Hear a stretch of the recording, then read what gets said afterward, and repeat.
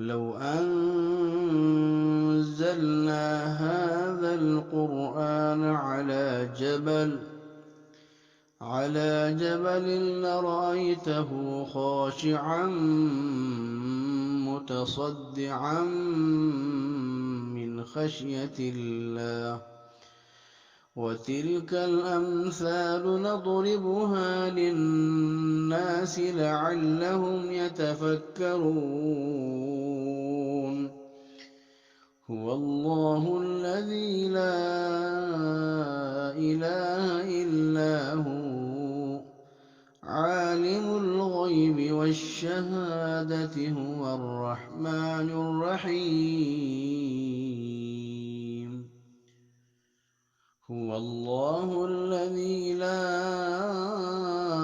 إله إلا هو الملك القدوس السلام المؤمن المهيمن العزيز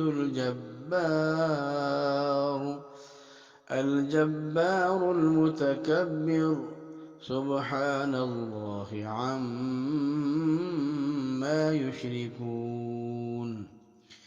هو الله الخالق البارئ المصور له الأسماء